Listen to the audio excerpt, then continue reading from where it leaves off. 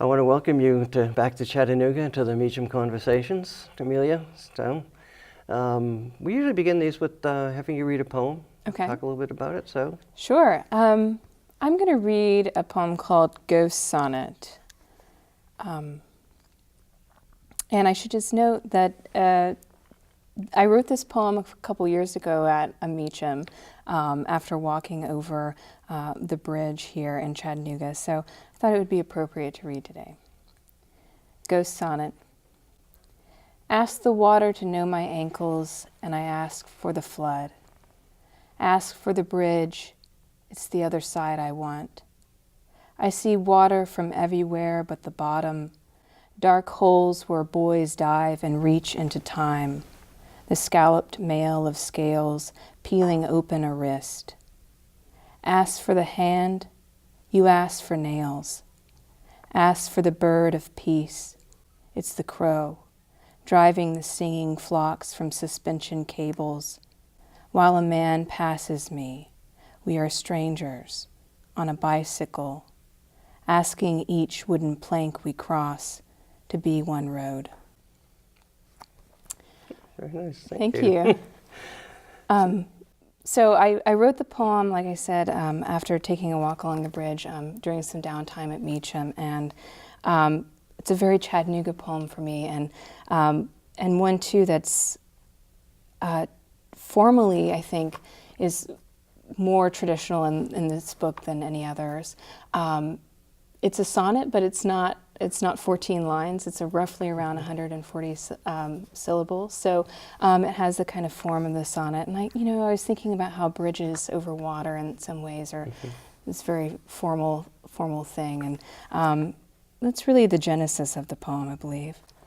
And did you start it and finish it during the Meacham conference? I started it on paper at Meacham, and of course was whisked away into other things, readings and that sort of thing. So I sort of sat with it for a little while, and then I took it home and I revised it a few more times and got it into its final form within a week or two after the conference. Yeah. So this is your first book. It is. Yeah, you should hold it up. Okay. And how long did it take you to work on that? When did you start? What are the earliest poems? The earliest poems had their first drafts around the time I entered graduate school. I had a series of poems called Latent Print, and they were tiny poems. They're all about 5 lines, 7 lines, something like that. And I ended up throwing them away and then coming back to them later fresh, trying to remember things that I had written and then rewriting them from memory. And they got longer and longer and longer. So it really took me about 2 years to write the book, and then another year to sort of tinker and revise and sulk over all the choices I had made, and then come to a manuscript that felt complete to me. And I reordered after the book was accepted for publication, so that took another few months for me to do as well. How much revision do you do on your poems? For this book, I did a lot more revision than the poems I'm working on now. In this book, the poems would go through huge overhauls up to 20, 30 times. Now I'm revisioning or just editing? No, revisioning. So just huge overhauls in the whole poem, rethinking the direction and momentum in the poem, rethinking dictional choices, form especially. That's something that I'm always playing around with, and a lot of times the poems will go into prose poems and then they'll come out and go into other forms as well. The poems I'm working on now, however, I revise line by line generally as I go down the page, and so I'm often just revising one line over and over and over again before I move on to the next line. So I couldn't say that there's like one draft, another draft, and another. So it's usually done by the time I make it to the last line. So the genesis just before you entered into graduate school, from here. Yes, exactly. So what were your experiences here? What were my experiences here? You're laughing like I might say something about your class.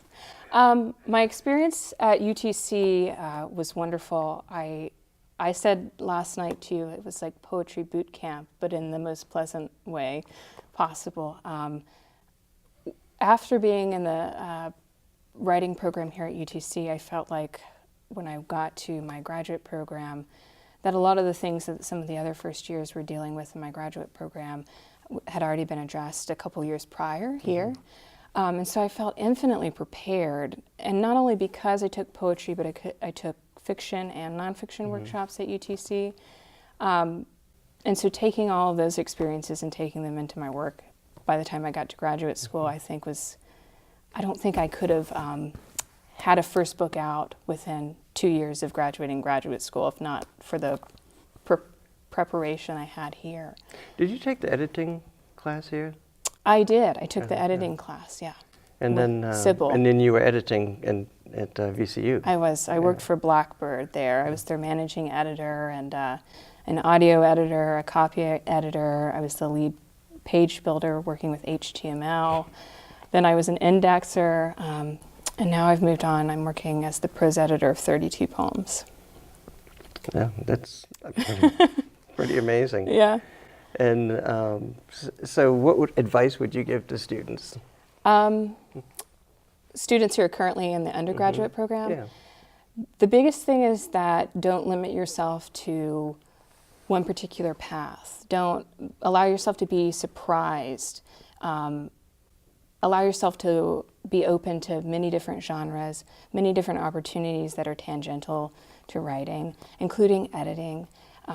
Anything that brings in other forms of art, I think is only going to help their own writing, and especially, music and seeing fine art and, dealing with those things. I think coming back to your own work and your own poetry or your own fiction, you're going to have this sense of being part of a larger community of creators.